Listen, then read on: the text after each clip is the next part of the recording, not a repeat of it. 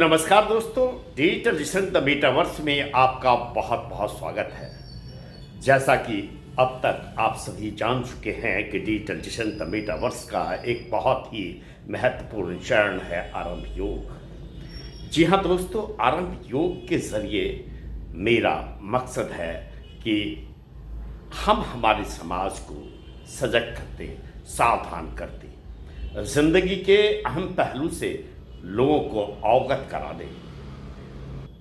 जितना भी ज्ञान है उस ज्ञान का प्रसारण कर हम चाहते हैं कि आज के परिवेश में जिस ज्ञान की आवश्यकता है उस ज्ञान को प्रसारित किया जाए, यानी डिजिटल टूल्स एंड टेक्नोलॉजी से आपको अवगत करा दिया जाए। जी हाँ दोस्तों, ज़माने के हिसाब से रफ्तार मिलाकर चलना है तो आपको डिजिटल कौशल्य का ज्ञान होना जरूरी है। लेकिन किसी भी कौशल्य में पारंगत होने के लिए आपको अपने दायित्व के बोध से भरना होगा। स्वयं को दायित्व के बोध में अगर आप भरेंगे तो आप कर्तव्य निष्ठ हो जाएंगे। सबसे पहले तो मैं ये बताना चाहूँगा दोस्तों कि हमारा यह मानव जन्म जो मिला है यह कई योनि के यात्रा उपरांत ही प्राप्त हुआ है। यह अनमोल है। जी हाँ दोस्तों, यह योनि की जो यात्राएं हैं एक वर्तुलाकार है, एक चाक है। इस चाक पर कई योनियों की यात्रा करते हुए हम जब भाग्यशाली हो गए, जब हमारा प्रारब्ध बहुत ही मजबूत हो गया, तो उस अच्छे प्रारब्ध के परिणामवश हमें हमारा मानव जन्म मिला है। अब यह आप पर निर्भर करता है कि इस जन्म को, इस मानव जन्म को किस तरह से आप अपने हित में उपयोग करते हैं।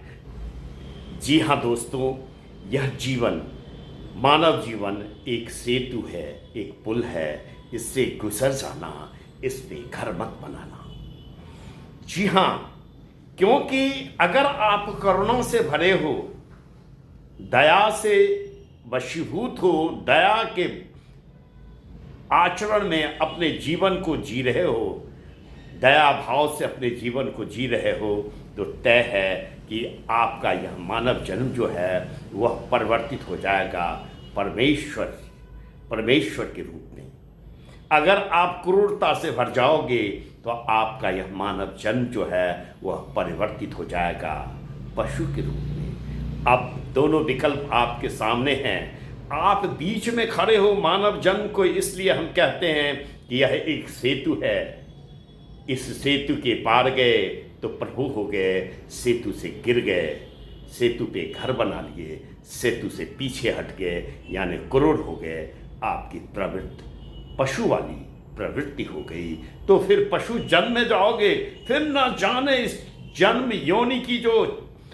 योनि का जो चाक है उस चाक पर कब फिर आपकी बारी आएगी, कब फिर मनुष्य बनोगे। इसलिए दोस्तों, यह जन्म जो मिला है इसका भरपूर उपयोग कीजिए। अब आपके पास विकल्प है, या तो पशु हो जाओ या तो परमेश्वर हो जाओ। तो क्यों ना हम खुद को दया से भर लें, क्यों ना हम खुद को करुणा से भर लें। जी हाँ दोस्तों, ममता से भर लो खुद को, क्रूरता को त्याग दो। किसी के अनहित में कोई ऐसा काम मत करो कि आपका व्यवहार पशुवत हो जाए, क्योंकि यह व्यवहार काउंट होता है और फिर आप मानव से पशु हो जाएंगे। तो आइए, हमें जो यह विकल्प मिला है, शानदार विकल्प मिला है कि अगर हम मानव जन्म को पाए हैं तो अब हम अपने आचरण को इतना शानदार बनाएंगे, इतना खूबसूरत बनाएंगे, इतना कहते हैं अपने आप को, स्वयं को इतनी दयालुता से भर देंगे, मानवीय हित, सामाजिक सरोकार के ऐसे ऐसे काम करेंगे कि ईश्वर आकर पूछेंगे कि जियो, बोलो, अब तो तुम भटके हुए मानव नहीं रहे, तुमने अच्छा कर्म किया है पिछले प्रारब्ध से इस जन्म में मानव जन्म, अब इस जन्म के प्रारब्ध से चलो ईश्वर हो जाओ। जी हाँ दोस्तों, एक हाथी की कहानी मुझे याद आती है। एक हाथी था जो किसी महात्मा संभवतः गौतम बुद्ध के पास पहुंचा।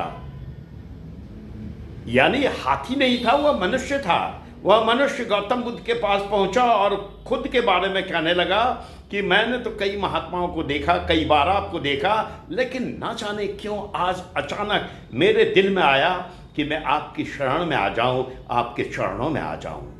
ऐसा क्यों हुआ? इस विषय में कुछ आप हमें ज्ञान देंगे कि अचानक से मेरे में यह परिवर्तन क्यों आया? गौतम बुद्ध कुछ देर मौन रहे, फिर उन्होंने उस मनुष्य को देखा और कहा कि तुम पिछले जन्म में हाथी थे। हाथी था?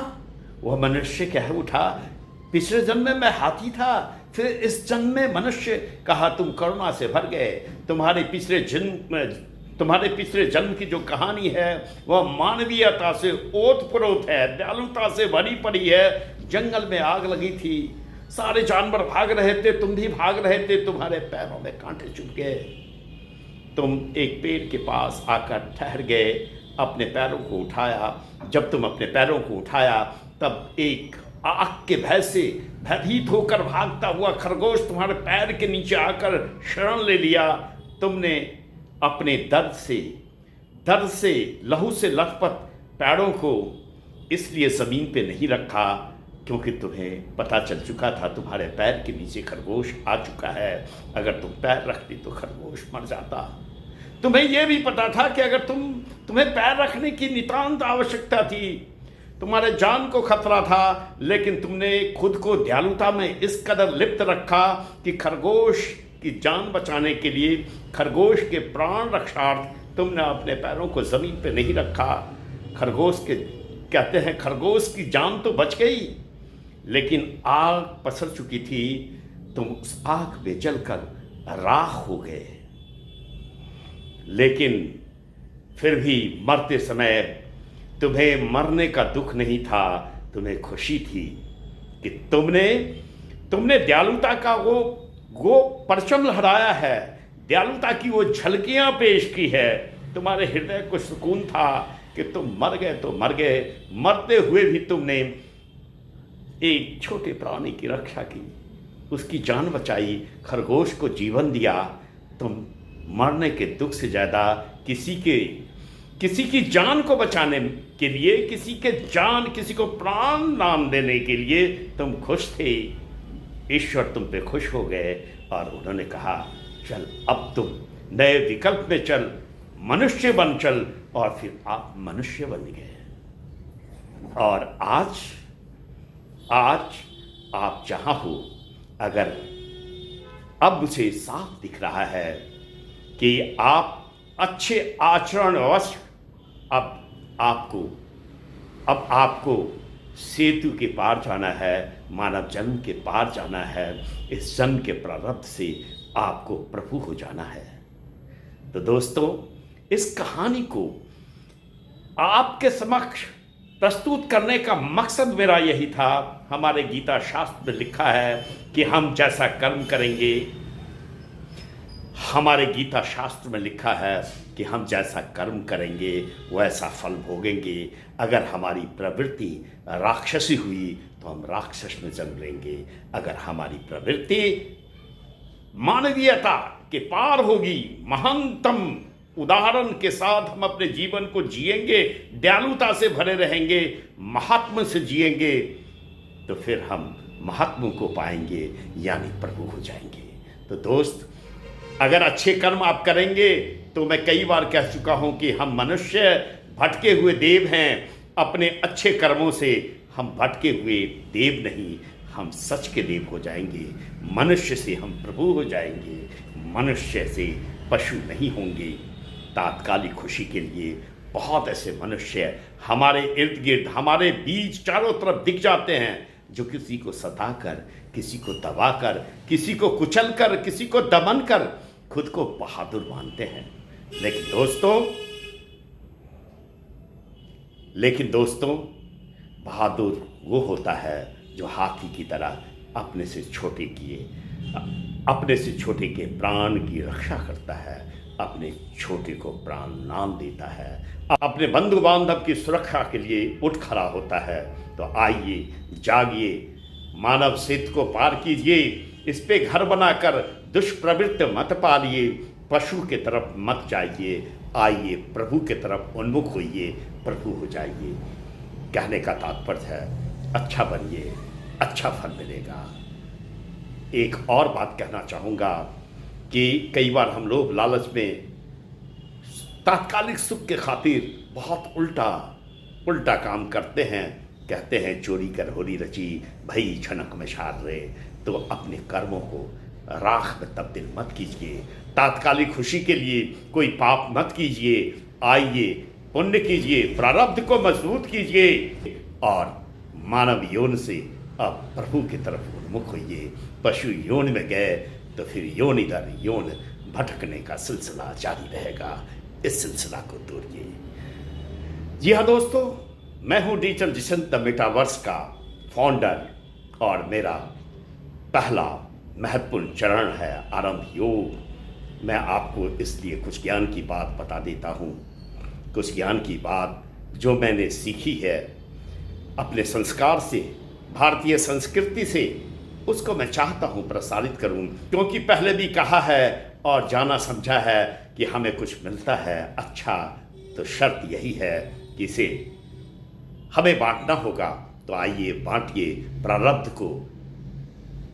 को पूर्ण प्रारब्ध योग में परिवर्तित कीजिए, प्रभु हो जाइए, दयालुता से भर जाइए। जी हाँ दोस्तों, मैं हूँ आपका अपना राजीव और इस वीडियो को आप चाहते हैं कि सामाजिक सरोकार के लिए, सामाजिक सरोकार के हेतु अगर आप चाहते हैं कि इसका मैक्सिमम से मैक्सिमम लोगों तक प्रसारण हो, तो आप शेयर कीजिए, लाइक कीजिए, हमें प्रोत्साहन से भर दीजिए, ताकि इस तरह के वीडियो के साथ, प्रस्तुति के साथ हम आपके बीच आते रहें और इसी तरह कथा कहानी के माध्यम से आपको डिजिटल ज्ञान से भी भरपूर योग्य बना दे। इस वीडियो के नीचे जो मैं लिंक दे रहा हूँ उसे क्लिक कीजिए और डिजिटल टूल्स एंड टेक्नोलॉजी का बेसिक्स ज्ञान आप अर्जित कीजिए। फैसला कीजिए कि वर्तमान परिवेश की जो रफ्तार है डिजिटल टूल्स एंड टेक्नोलॉजी, वह आपके लिए उचित है या नहीं, और उचित है तो उसको फॉलो कीजिए। वन सिटिंग में इस लिंक को क्लिक करके वन सिटिंग में पूरे वीडियो को देखिए। जी हाँ दोस्तों, समय नहीं हो तो मत देखिए, लेकिन जब देखिए तो एक सिटिंग में, वन गो में इस वीडियो को देखिए। आपको बहुत कुछ पता चल जाएगा, आपके अंदर उत्साह भर जाएगा, आप भी डिजिटल ज्ञान के लिए उत्प्रेरित हो उठोगे। और जब आप उत्प्रेरित हो उठेंगे तो यह ज्ञान आपके जीवन को बदल देगा। जी हाँ, इस बात की गारंटी है। मैं हूँ डिजिटल जिशन द मेटावर्स का फाउंडर, आपका अपना राजीव गौतम। आपकी कुशलता की कामना ही ललायित हूँ, महत्वाकांक्षी हूँ, प्रतीक्षातुर हूँ कि आप ज़रूर डिजिटल टूल्स एंड टेक्नोलॉजी का ज्ञान लेंगे। और हाँ, मेरा नमन स्वीकार कीजिए। जय हिंद, जय भारत।